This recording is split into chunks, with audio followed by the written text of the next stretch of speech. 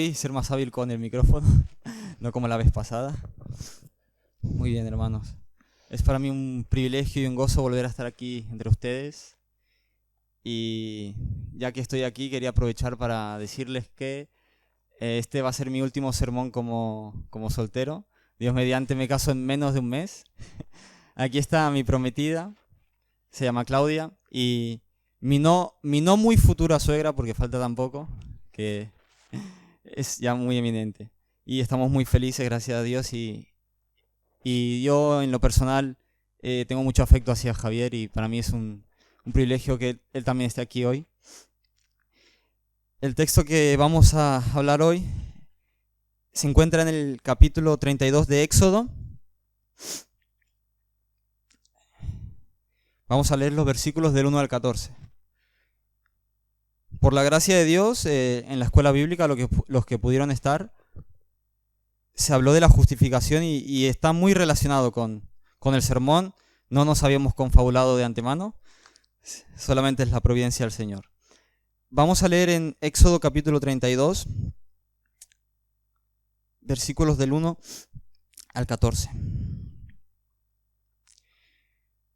Dice así la palabra de Dios.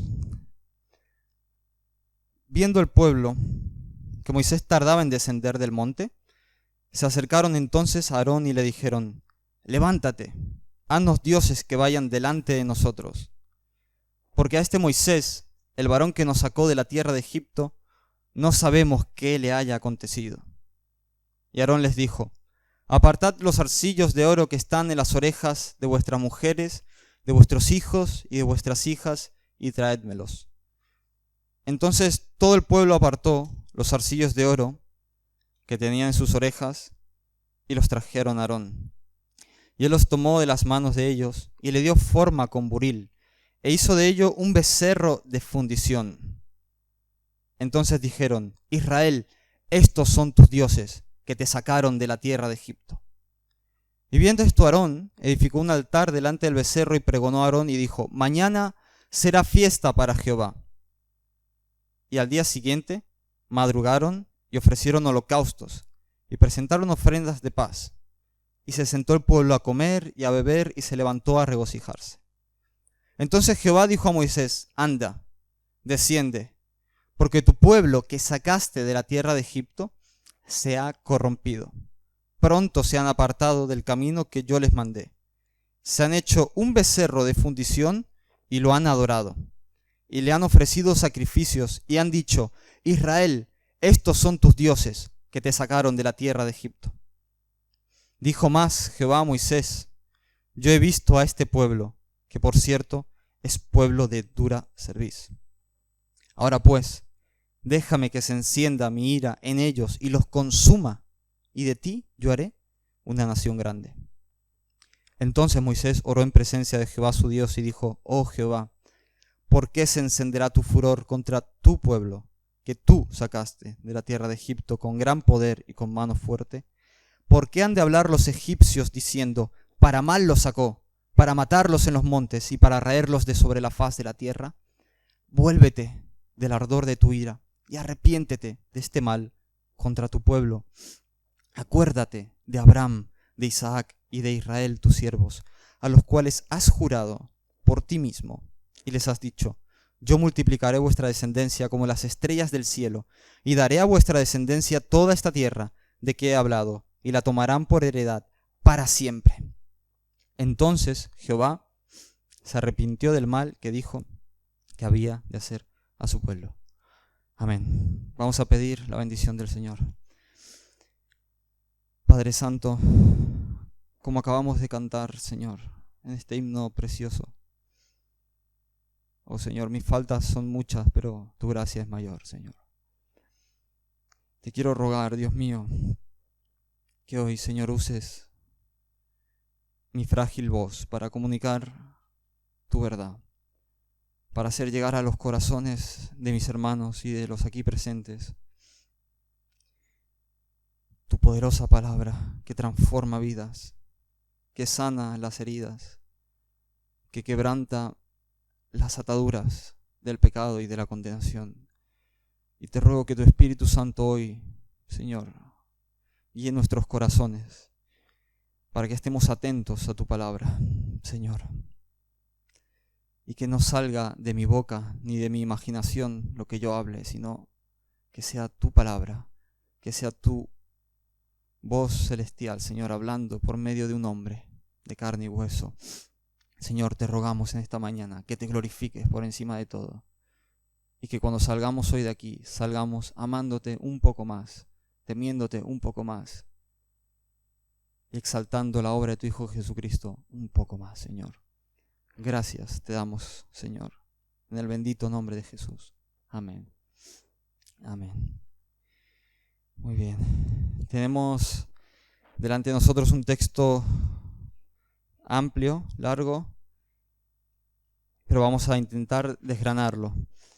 Antes de empezar quería leerles una pequeña oración, que a lo mejor la conocen ustedes, es conocida como la advertencia Miranda. Seguramente la habrán escuchado. Dice: tiene usted derecho a guardar silencio. Cualquier cosa que diga podrá ser usada en su contra ante un tribunal. Tiene derecho a consultar a un abogado y o a tener uno presente cuando sea interrogado por la policía. Si no puede contratar a un abogado, le será designado uno para representarlo. Bueno, esta frase se escucha mucho en las series policíacas, sobre todo de Estados Unidos. Todos la habremos escuchado en alguna serie cuando están encarcelando al típico malhechor, lo están esposando, tiene derecho a guardar silencio, y toda la repetición. Bueno, aquí se narra una serie de derechos que el delincuente tiene, entre ellos a consultar a un abogado, a presentar a un abogado, para cuando vaya a ser juzgado. Pero en este texto que acabamos de leer no estamos en un contexto de Estados Unidos, ni de ningún país de habla inglesa, ni de la justicia de este mundo. Estamos en un contexto hebreo, de un pueblo que acaba de salir de una esclavitud muy larga en Egipto, que ahora se encuentra en el desierto. Pero como esta frase famosa de la advertencia de Miranda, aquí sí que vamos a ver un juicio. Vamos a ver unos acusados con sus delitos, vamos a ver la acusación particular, vamos a ver la intervención de un abogado y vamos a ver el veredicto. Y vamos a ver en qué termina todo esto. He dividido este sermón en 4 bloques. En los versículos del 1 al 6 veremos en primer lugar el acusado y su delito, que es el pueblo de Israel, y su idolatría. En los versículos del 7 al 10 vamos a ver la acusación formal de parte del juez, que es Jehová. En los versículos del 11 al 13 vamos a ver la defensa del abogado, que es Moisés. Y finalmente, en el versículo 14, la sentencia. También haremos referencia a varios pasajes bíblicos por el camino. Pero este va a ser la estructura del sermón. Todos conocemos al pueblo de Israel, de memoria, sabemos quiénes son. Son los descendientes de Abraham, de Isaac y de Jacob. Y su delito en este caso es haberse hecho un becerro de oro para adorarlo. Y vamos a analizar juntos, porque esto es un delito muy, muy grave, y vamos a ver qué es lo que tiene que decirnos a nosotros en el día de hoy. Así que, sin más, vamos a analizar los versículos. Vamos a empezar por el versículo 1. Y viendo el pueblo que Moisés tardaba en descender del monte, se acercaron entonces a Aarón y le dijeron: levántate, haznos dioses que vayan delante de nosotros, porque a este Moisés, el varón que nos sacó de la tierra de Egipto, no sabemos qué le haya acontecido. Bueno, por un momento me gustaría que se imaginen al pueblo de Israel. Ellos acaban hace muy poco tiempo de escuchar la voz de Dios en el monte. Estuvieron rogándole a Moisés que no hablara más Dios con ellos, del temor que tenían. Y Moisés subió al monte para recibir los mandamientos de Dios. Gracias. Y Moisés subió al monte para recibir los mandamientos de Dios, pero se demoró mucho en bajar.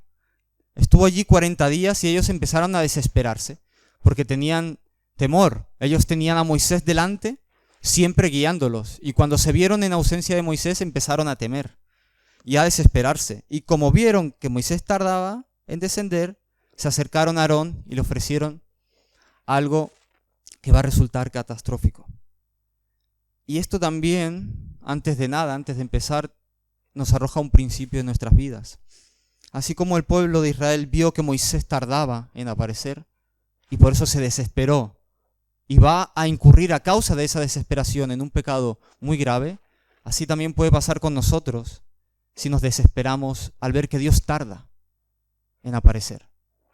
Ya sea ante mi problema, le estoy pidiendo al Señor que me ayude en esto y Él tarda, a lo mejor más de 40 días.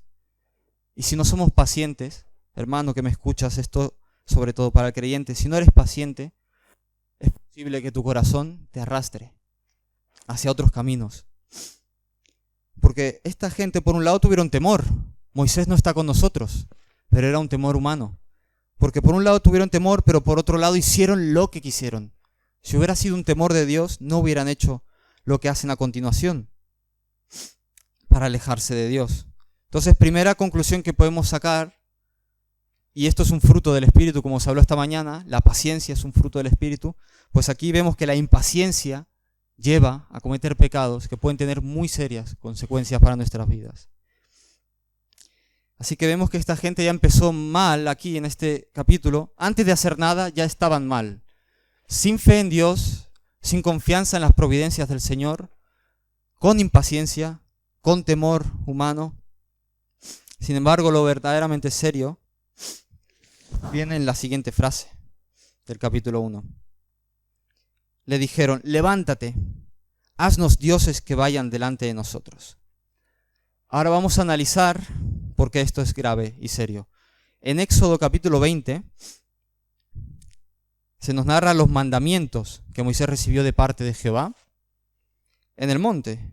Y ahí está explícitamente prohibido lo que ellos van a hacer a continuación. Vamos a leer rápidamente el capítulo 20 de Éxodo. Y habló Dios todas estas palabras diciendo, yo soy Jehová tu Dios, que te saqué de la tierra de Egipto de casa de servidumbre. No tendrás dioses ajenos delante de mí. No te harás imagen ni ninguna semejanza de lo que esté arriba en el cielo, ni abajo en la tierra, ni en las aguas debajo de la tierra. No te inclinarás a ellas, ni las honrarás, porque yo soy Jehová tu Dios, fuerte, celoso, que visito la maldad de los padres sobre los hijos hasta la tercera y cuarta generación de los que me aborrecen, y hago misericordia a millares a los que me aman y guardan mis mandamientos.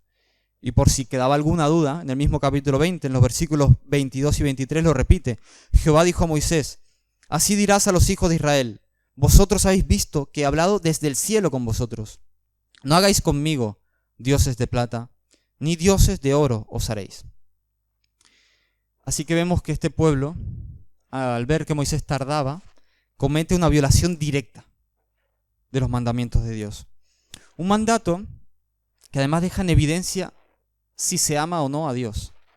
Porque no es casualidad que en los versículos 5 y 6 de Éxodo 20 dice, visito la maldad de los padres sobre los hijos hasta la tercera y cuarta generación de los que me aborrecen y hago misericordia a millares a los que me aman.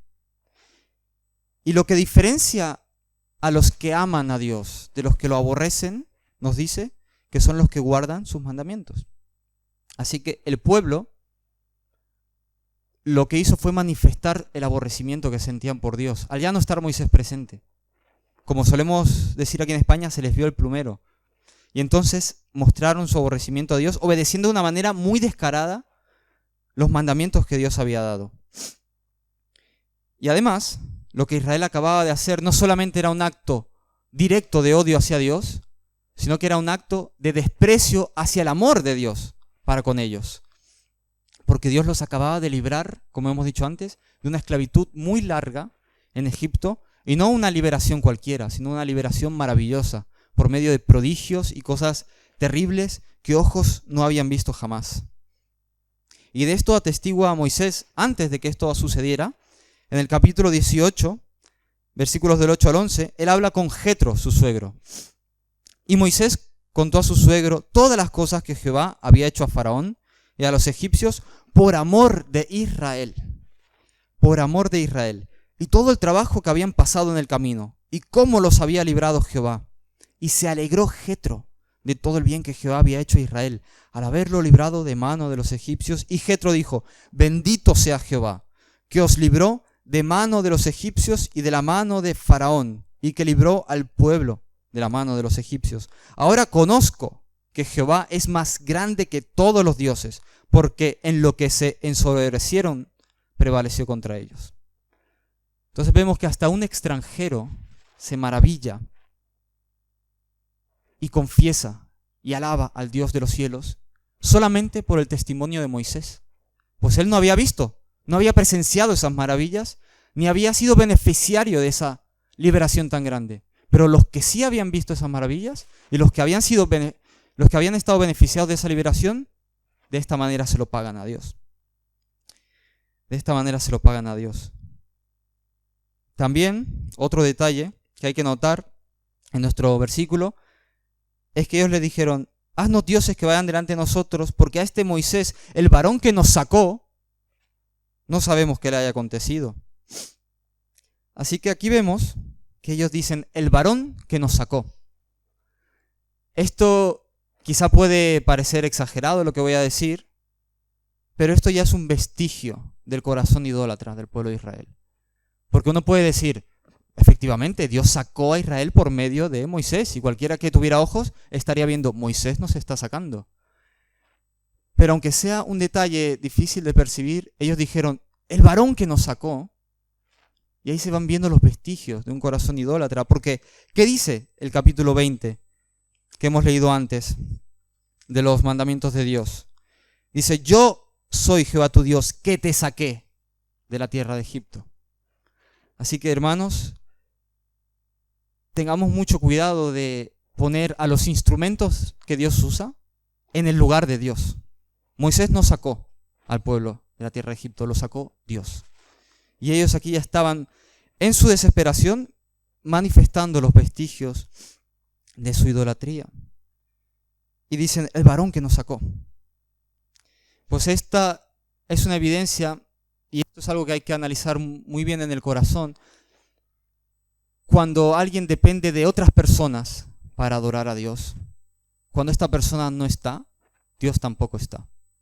Y aquí es lo que estaba pasando con el pueblo de Israel, que violaron un mandamiento directo de Dios, mostrando el fruto de su incredulidad, de su falta de esperanza en Dios.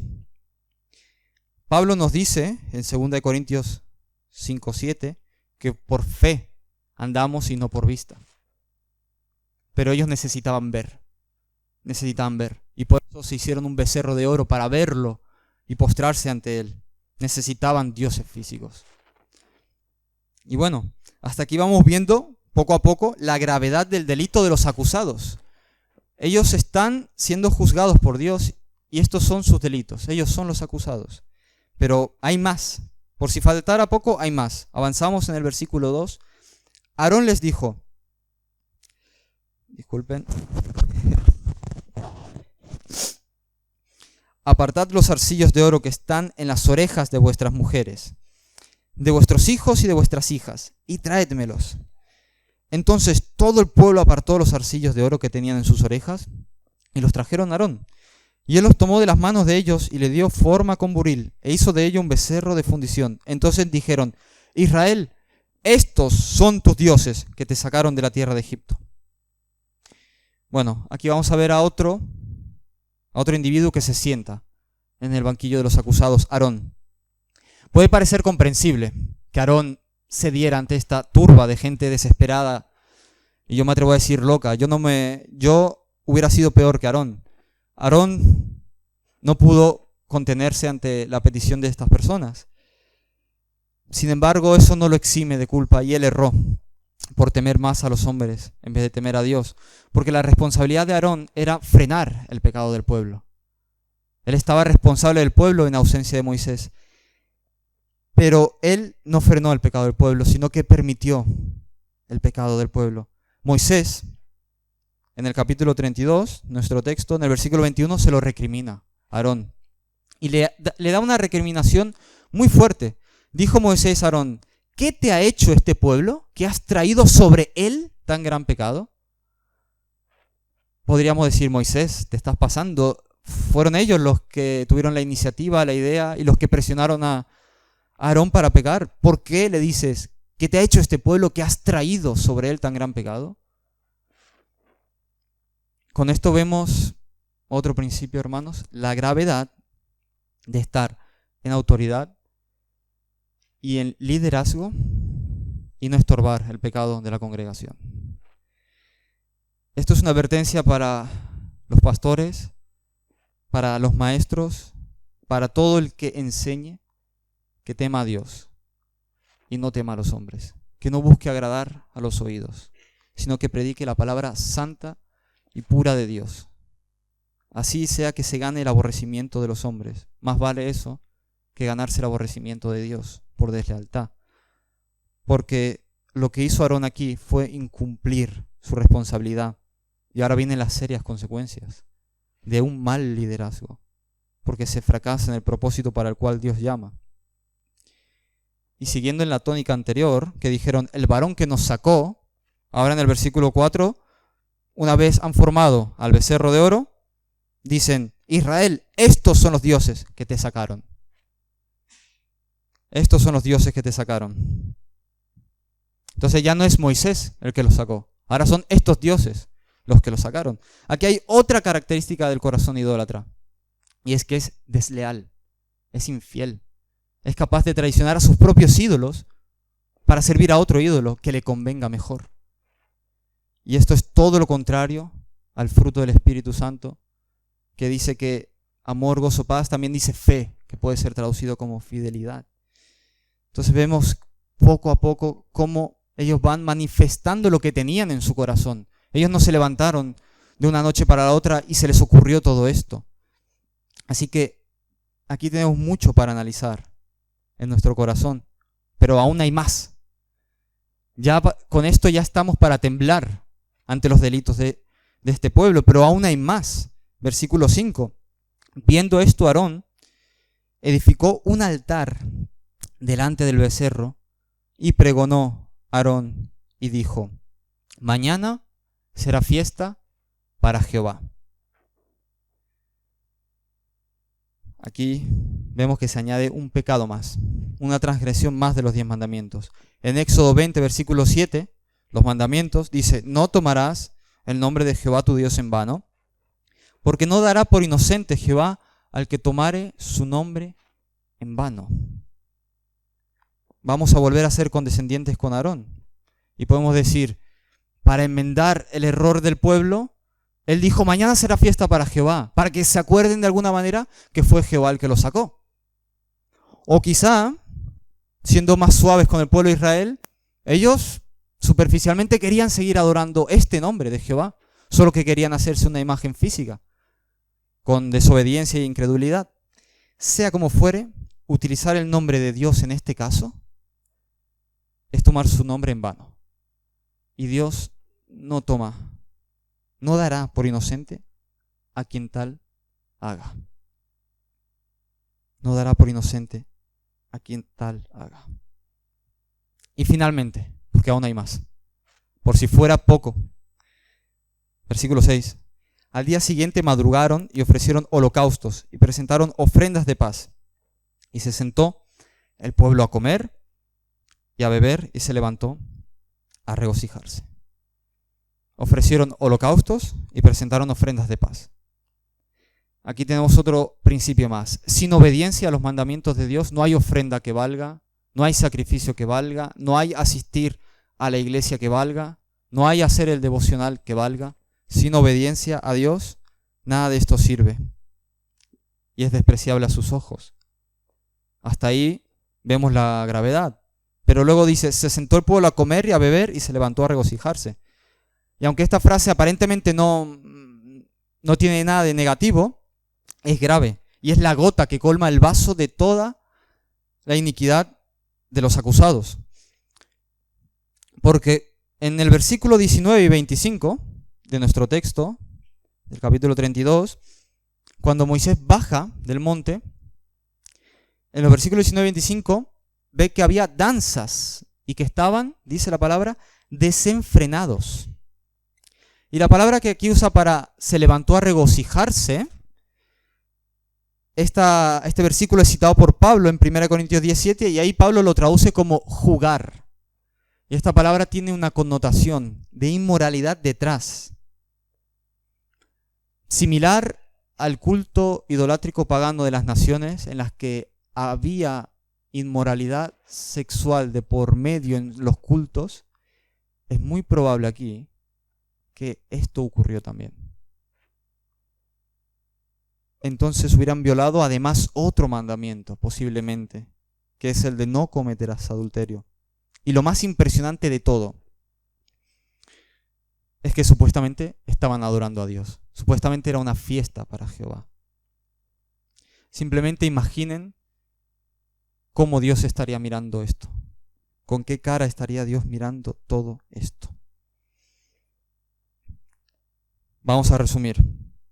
Los delitos que se atribuyen a los acusados son impaciencia, todo lo contrario al fruto del Espíritu, que se habló esta mañana, incredulidad, todo lo contrario al fruto del Espíritu, desesperación, todo lo contrario al fruto del Espíritu, que es templanza, mansedumbre, contumacia, idolatría, usar el nombre de Jehová en vano y posiblemente inmoralidad y desenfreno. Hasta aquí podemos pensar, qué horrible que es esta gente. Qué horrible que es esta gente. ¿Cómo se les ocurre pagarle a Dios así? Pero quisiera que pararas un momento y te analizaras a ti. Querido hermano, piensa en las veces que has sido impaciente con las providencias de Dios en tu vida. Y cómo a causa de la incredulidad te has desesperado y has hecho cosas confiando en tu propia opinión, más que esperar en los tiempos de Dios, mostrando así te va a sonar fuerte, pero la idolatría oculta de tu corazón. Veamos cómo estamos repitiendo el patrón de los israelitas. Y entonces vas a acudir a otras cosas que supuestamente te pueden ayudar en vez de Dios, porque tarda mucho en aparecer.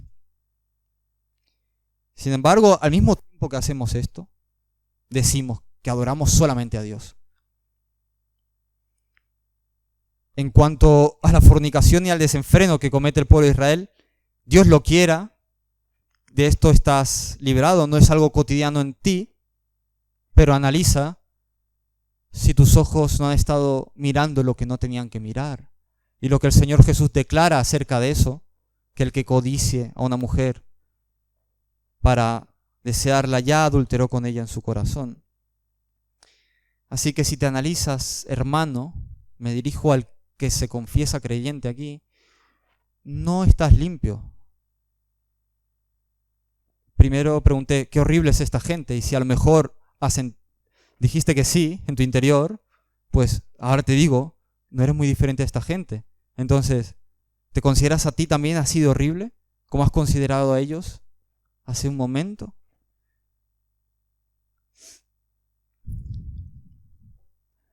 Huye de la tentación de leer la Escritura y ver los pecados que aquí se relatan del pueblo de Israel, de siervos de Dios, y no reflejarte en ellos, porque eso es un peligro que puede llegar a ser mortal.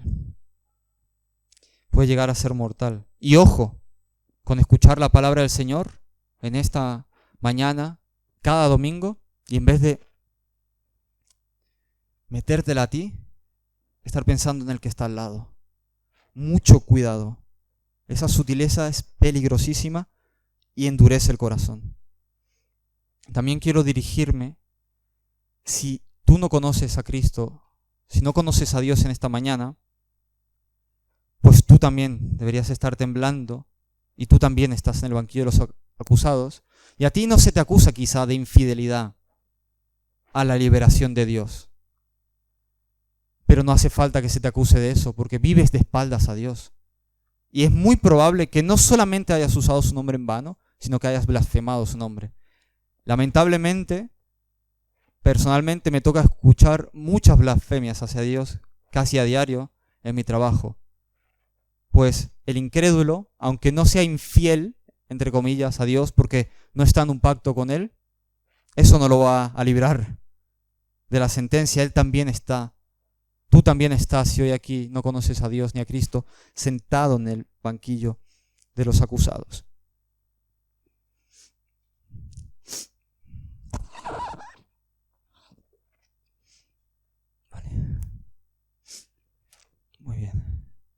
Hasta aquí entonces los acusados en este juicio y su delito.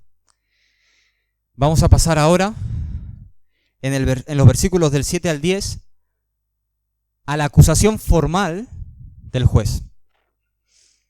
Vamos a leerla rápidamente porque el delito ya ha sido constatado, pero ante tremendos delitos, y ya conociendo a los acusados, vamos a ver que la parte que acusa es Dios, que a su vez es el juez.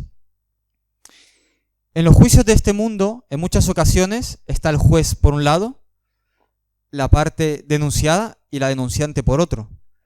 Y el juez tiene que encargarse de investigar y de deliberar y marcar una sentencia, pero en este caso el mismo juez es el que acusa, y aquí a los acusados no se los llama a declarar. Este es un juicio en el que los acusados ni están.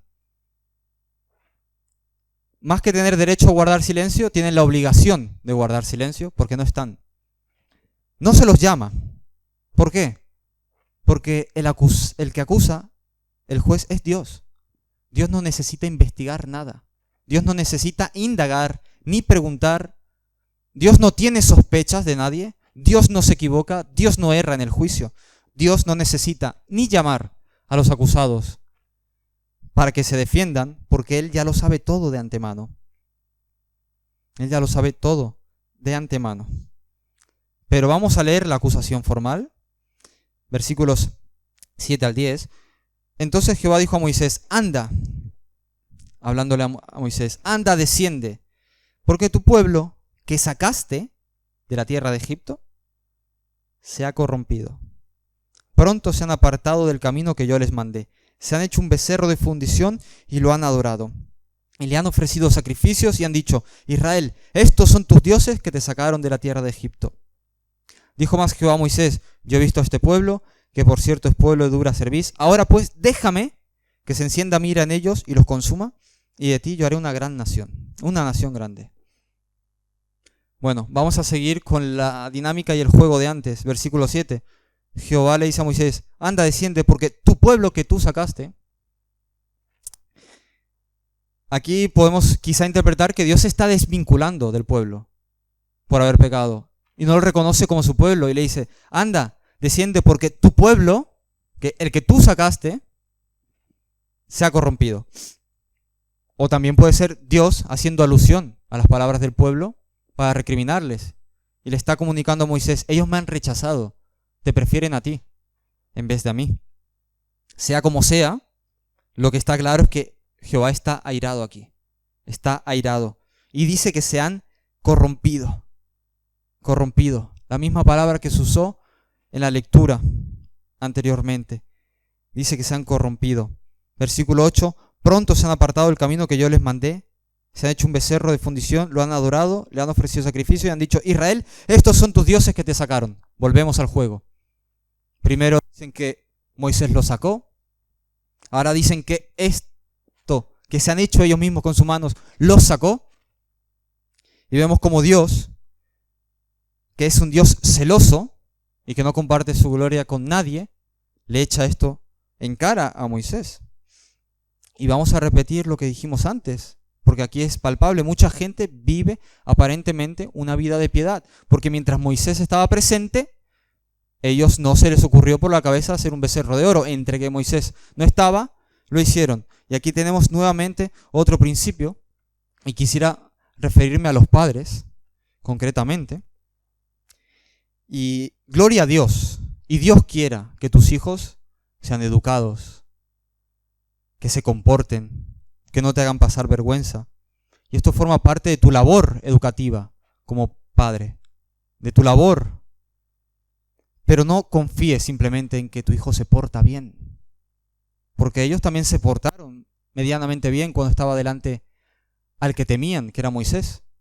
Y tus hijos probablemente te teman y se comporten bien. Pero no confíes en la buena conducta de tus hijos. Asegúrate de hablarles el evangelio y que teman a Dios y no te teman a ti. Que amen a Dios guardando sus mandamientos de corazón. Y de nuevo, la grave afirmación, estos son los dioses que nos sacaron. Vemos que este pueblo, en el versículo 9, dice que es un pueblo de dura cerviz, que simplemente significa tosudo, cabezón, en nuestro lenguaje cotidiano. Y ahora las palabras más impresionantes de esta acusación formal. Ahora pues, déjame que se encienda mi ira en ellos, los consuma y de ti yo haré una nación grande. Estas palabras son muy impactantes y aquí ya tenemos la sentencia dada. Déjame que los consuma y que se desate mi ira en ellos. La ira de Dios está reservada para todo aquel que quebranta sus mandamientos. Pero vamos a ver lo que aquí ocurre. Quisiera hacer una aclaración teológica. Aquí Dios no está pidiéndole permiso a Moisés. Y sin el permiso de Moisés él no puede obrar, ¿no? Porque vemos que dice, ahora pues déjame que se encienda mi furor.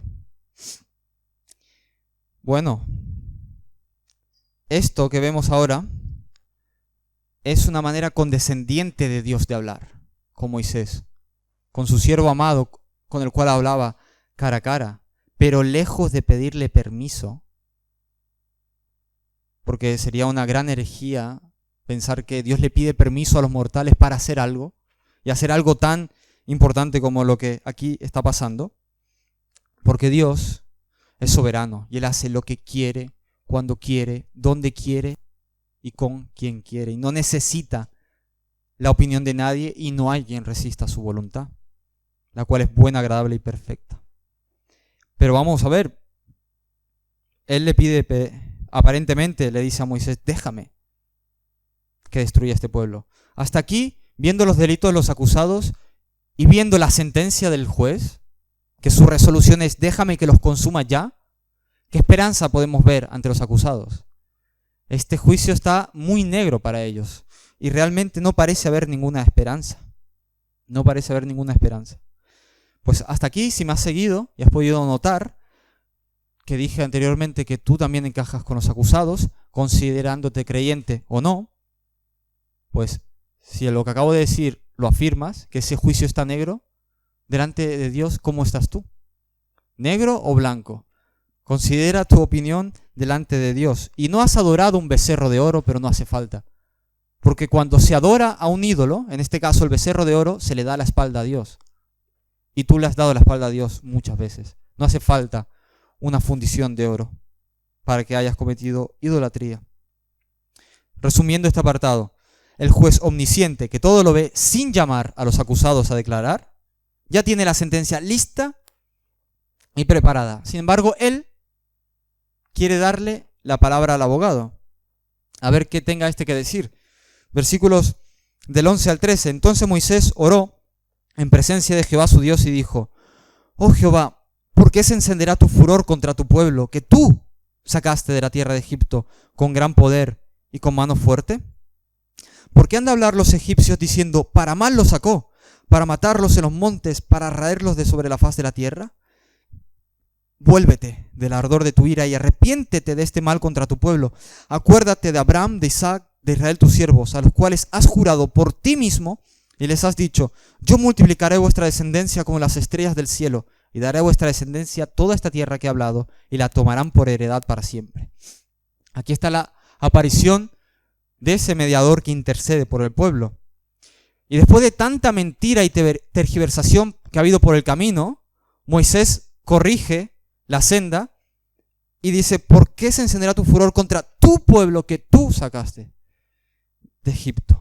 Primeramente Moisés reconoce, no he sido yo, Señor, el que lo sacó. No han sido estos falsos dioses que se han hecho. Fuiste tú, Señor, que lo sacó. ¿Por qué tú, que lo sacaste con gran poder y con mano fuerte, se encenderá tu furor contra tu pueblo? Y vemos en esta defensa es un poco extraña, porque no hay ni un solo argumento a favor en sí mismo de los acusados. No hay ninguna excusa, no hay, es que ellos no sabían, o es que yo, Señor, me tardé mucho en bajar, o tú me hiciste tardar mucho en bajar. Es una defensa un poco extraña, Porque en los juicios de este mundo vemos que el abogado dice, no, mi cliente estaba en este lugar, en aquel lugar, estas acusaciones hacia él son falsas, etcétera, etcétera, etcétera. Aquí no hay ni una sola defensa hacia los que pretende defender. Simplemente se basa en Dios. Su defensa es, Señor, ¿cómo vas a airarte contra tu pueblo que tú sacaste de Egipto? Aquí vemos, hermanos, otro principio más.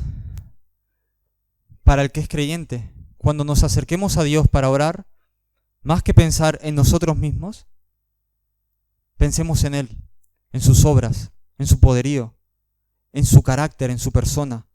Porque no hay nada en nosotros, ninguna excusa que pueda generar que Dios nos escuche en primer lugar, sino su misericordia, su bondad. En segundo lugar, en nuestras oraciones podemos abogar por la fama de Dios. Cada vez que pidamos algo, pensemos en la fama de Dios, en la gloria de Dios. Cada vez que pidas alguna cosa, ya sea recuperarte de alguna dolencia, conseguir algún nuevo trabajo, que no se trate todo de ti. Piensa en la fama de Dios, en la gloria de Dios. Si eso va a contribuir a la gloria de Dios, a su fama, a su reputación. En tu lucha contra el pecado, que te libre de tentación por la fama de su nombre, porque no quieres deshonrar su nombre. También dejemos de poner excusas cuando nos acerquemos a Dios y hayamos pecado. Simplemente reconozcamos nuestro pecado. No nos excusemos. No digamos, Señor, sí pequé en esto, pero es que claro, como es que ese día estaba tan cansado. No, acerquémonos a Dios. Él conoce todo de antemano, sabe nuestras debilidades. No pongamos excusas, no pongas excusas. Y lo más importante, recuerda las promesas de Dios y aférrate a ellas en tus peticiones. Bueno, después de esta breve pero profunda intercesión de Moisés, vamos al veredicto final. Ya estamos cerca de este juicio y su final. Versículo 14. Entonces, debido a la intercesión de Moisés, Jehová se arrepintió del mal que dijo que había de hacer a su pueblo. Ya está. No hay más explicación. De una manera misericordiosa y directa, sin más tardanza, sin más explicación, Dios escucha la intercesión de Moisés y desiste su ira. Vuelvo a aclarar un detalle teológico, porque aquí dice que Jehová se arrepintió. En el libro de los Números dice Jehová no es hombre para que mienta, ni hijo de hombre para que se arrepienta. Hará, dirá y no hará. Pero hermanos, de nuevo, esto es un lenguaje condescendiente. Dios se rebaja a nuestro nivel cuando habla con nosotros y dice, no voy a hacer lo que les dije que les iba a hacer. Es una manera de hablar. Cuidado con pensar que Dios improvisa o con que Dios es impulsivo. Y menos mal que Moisés refrenó a este Dios impulsivo que no sabe controlarse. No, huyamos de ver a Dios así. Huyamos de ver a Dios así. Muy bien. Pero vemos que por la intercesión de un hombre, Dios desiste su ira. Vimos que no tendría por inocente al que tomare su nombre en vano. Han adorado a ídolos, han cometido impureza, desobediencia directa, y aún así, por el ruego de un hombre que ni siquiera ha argumentado nada en favor de ellos, ha desistido su ira. Si esto fuera un juicio humano, diríamos que es una injusticia y que seguramente ha habido algún sobre por detrás, porque sería un juicio bastante corrupto y un juez bastante corrupto. Pero Dios nos va a mostrar algo impresionante. El Dios soberano no estaba obligado a informar a Moisés, podría haber fulminado al pueblo en un instante, pero Dios informó a Moisés para probarlo y para, por medio de esta intercesión, manifestar su misericordia. Y la cuestión es que sí, la intercesión de este mediador apaciguó la ira de Dios. Entonces Moisés es el abogado, en este caso del pueblo de Israel. Pero yo te pregunto a ti, ¿tienes abogado? Moisés ya está muerto. Moisés ya está muerto y en esa intercesión que acabamos de leer, él no intercedió por ti. Él no intercedió por ti. Así que por la misma boca de varios aquí he visto que se han confesado culpables a medida que íbamos avanzando, pero no tienen a Moisés que abogue por ustedes. ¿Cómo van a ser librados de la ira de Dios?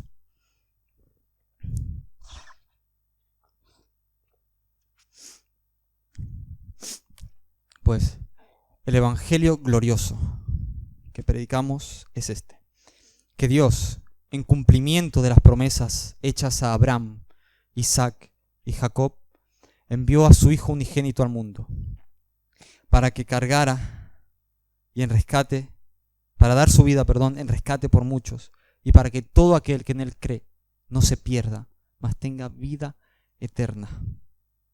Solamente existe una razón por la que Dios escuchó la intercesión de Moisés. Solamente existe una razón, y es que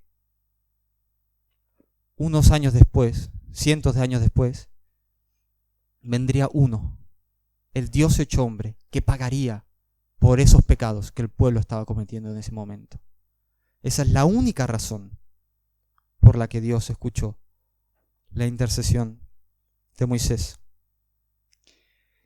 Porque un día este Dios hecho hombre iba a dar su vida para pagar por esos pecados, resucitar al tercer día, para ser intercesor y mediador, no durante un breve momento de vida como Moisés, sino para siempre.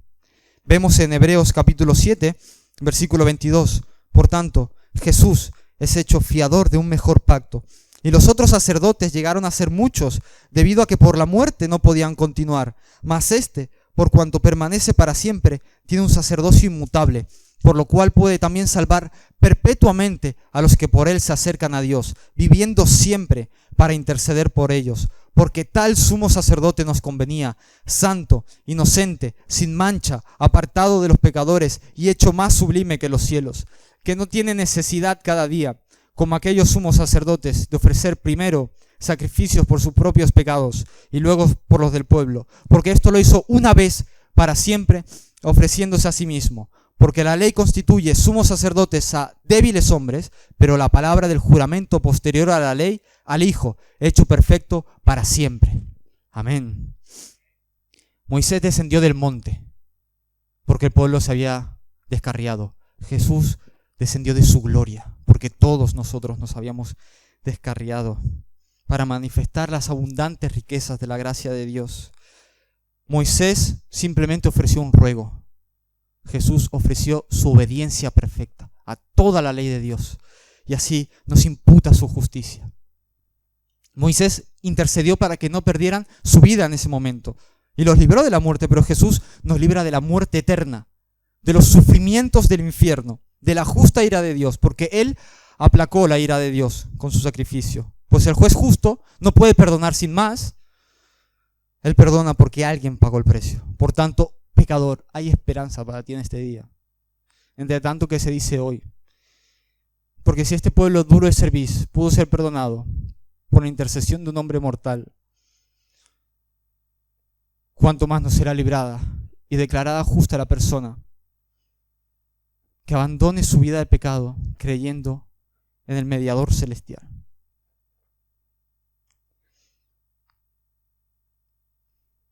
En Primera de Juan, el texto que se leyó anteriormente, la última parte dice: hijitos, estas cosas os escribo para que no pequéis. Y si alguno hubiere pecado, abogado tenemos para con el Padre, a Jesucristo el justo.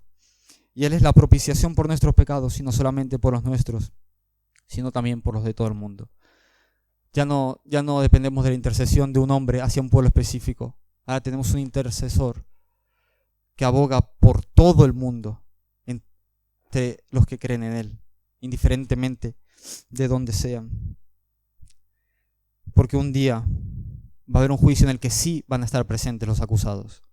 Y la sentencia es esta: que el que cree en el Hijo tiene vida eterna, mas el que no cree al Hijo no verá la vida, sino que la ira de Dios permanece sobre él. Así que si no conoces a Cristo, arrepiéntete hoy, cree en Cristo hoy, porque mañana será demasiado tarde. Y una exhortación final para ti, hermano. En 1 Corintios 1, versículo 10. Es un pasaje del apóstol Pablo que hace alusión a este episodio del Éxodo. 1 Corintios 10, versículo 6. Estas cosas sucedieron como ejemplos para nosotros, para que no codiciemos cosas malas, como ellos codiciaron, ni seáis idólatras, como alguno de ellos, según está escrito: Se sentó el pueblo a comer y a beber y se levantó a jugar. Y los versículos 11 y 12. Estas cosas les acontecieron como ejemplo y están escritas para amonestarnos a nosotros, a quienes han alcanzado los finales de los siglos. Así que el que piense estar firme, mire que no caiga. Así que seamos humildes, hermanos, agradecidos, que mayor liberación que la de Egipto ha hecho Dios con nosotros. Bendito sea Dios, que ha provisto un mediador infalible para aplacar su ira y sernos propicio para siempre. Que el Espíritu Santo bendiga en cada corazón la palabra de Dios. Amén. Vamos a orar. Padre Santo, gracias, Señor, por aplacarte de tu ira. Gracias a Jesús. Señor, sabemos que Jesús es un abogado que no nos defiende por iniciativa suya, sino que tú mismo, Señor, lo enviaste. Oh Señor, como leímos antes en aquella declaración humana, si alguien no tiene un abogado, se le designa uno. Y Señor, no teníamos abogado y tú nos designaste a uno, al mejor, al único que podía abogar por nosotros. Gracias, Señor, por justificarnos. Gracias por deponerte de tu ira, de tu enojo. Gracias por tu santa palabra. Gracias, Señor, porque en Moisés hay un reflejo, una sombra hermosa de lo que Jesús iba a hacer un día. Ayúdanos, Señor, a ver el Evangelio glorioso en todas las páginas de la Biblia. Te ruego por mis hermanos, Señor, que su fe sea alimentada, que tengamos más confianza en tu amor, en tu perdón, en tu misericordia. Oh Jehová, te ruego que si alguien esta mañana no te conoce, Señor, infundas, oh Dios Santo, por tu Espíritu, la fe salvadora y el arrepentimiento, para que no le alcancen la destrucción que está destinada, Señor, para aquellos que contumazmente se rebelan contra ti, Señor. Gracias por tu misericordia. Gracias, Señor, por el privilegio que hemos tenido hoy de poder leer tu palabra, Señor, de tenerla en nuestras manos, de saber que nos podemos reunir sin el miedo de estar perseguidos, como se habló también en este culto. Señor, danos la fe para que si algún día nos persiguen, Señor, tengan que perseguir también a nuestra fe, que no van a poder desarraigar de nuestros corazones, Señor. Bendito sea tu nombre, glorificado sea tu nombre, Padre Santo. Y te rogamos tu bendición para lo que queda de día. Gracias, Señor, en el nombre de Jesús. Amén. Amén.